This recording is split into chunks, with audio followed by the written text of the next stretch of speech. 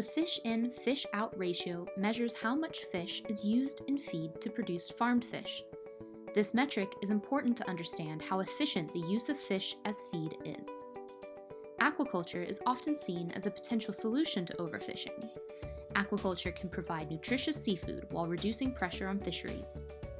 However, aquaculture has historically relied on oils and meals made from ground-up small fish, like sand eel and anchovies, for feed. Some people say that this is a poor use of resources, and that these fish would be better used for direct human consumption. Others say that there are no markets for direct consumption, but they make excellent and nutritious animal feeds, especially in aquaculture. Most fed aquaculture uses fish meal or fish oil at some stage. Aquaculture often uses feeds that include marine ingredients from either whole wild fish or their processed byproducts that have been processed into fish meal and fish oil to meet the nutritional needs of their animals and to make pellets attractive and tasty for the fish. There are also motivations around supplying nutrition to consumers, such as omega-3 oils, which can only come from marine resources supplied in the feed.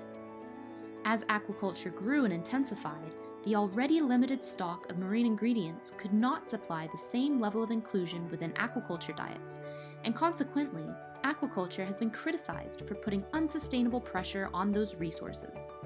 It is therefore important to understand how much fish is used to provide aquaculture feed. The fish in, fish out ratio measures how much wild fish is required to produce 1 kilogram of farmed fish. Fish in, fish out ratio is essentially an efficiency ratio of how efficient it is to use marine ingredients in aquafeeds to produce fish through aquaculture. Seed formulators, policymakers, and certifiers have been using this metric for years as a tool to monitor wild fish inclusion in fish feed. There have been several different forms of FIFO, but none of these adequately represent the different sources of fish used to make fish meal and fish oil. Previous methods may overestimate or misrepresent the amount of wild fish used to produce fish meal and fish oil because they ignore the surplus of fish meal and fish oil that are then used in other industries or for other species. Also, increasingly, fish meal and fish oil is being produced from fish byproducts, which reduces the impact on fisheries. Bjorn and his colleagues have produced an alternative metric called the economic fish in, fish out ratio, or eFIFO. The eFIFO method takes the fish meal and fish oil yields from whole fish and byproducts into account, and provides a better representation of the motivations around supply and demand of marine resources than previous methods. Let's use anchoveta as a simple example. 10 kilograms of anchoveta produces about 2.25 kilograms of fish meal and about 0.5 kilograms of fish oil. Anchoveta fish meal is valued at about $1.20 per kilo, which means that 10 kilograms of anchoveta gives us $2.7 worth of fish meal. The fish oil is more valuable, so 10 kilograms of anchoveta gives us about 85 cents of fish oil.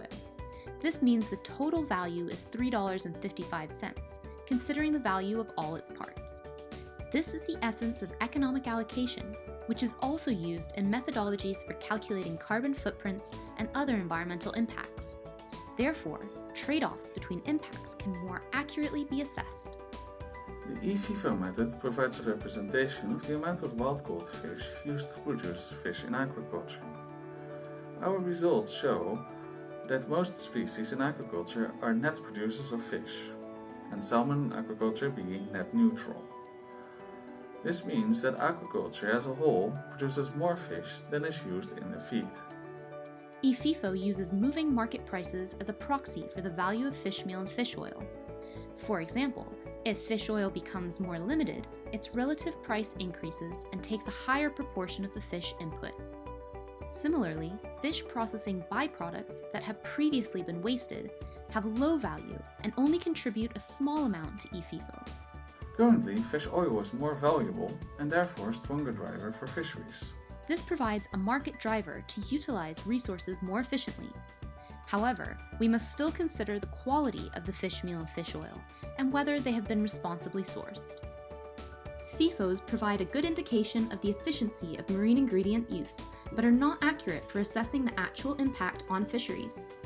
It's not really an accurate approach because It doesn't take into account anything to do with the sustainability of the resource in terms of whether the raw materials to produce marine ingredients come from well-managed fisheries or whether they come from poorly managed fisheries. So that's the first thing. And secondly, it doesn't take into account anything to do with quality aspects of the fish used to produce marine ingredients or of the quality of the fish that you produce at the other end through aquaculture. So this is things like omega-3 content. The eFIFO methodology better supports the aims of environmental certification schemes and other regulatory bodies to be more efficient with marine resources and utilize waste better. eFIFO adds to the growing toolkit that's being used to measure sustainable aquaculture production. But, like many other metrics, it needs contextualization. Sustainable sourcing of marine ingredients can be aided by looking to fisheries certification schemes and guidance, such as from the Sustainable Fisheries Partnership, the Marine Stewardship Council, and the Marin Trust. Learn more about eFIFO by reading the publication at the link in the video description.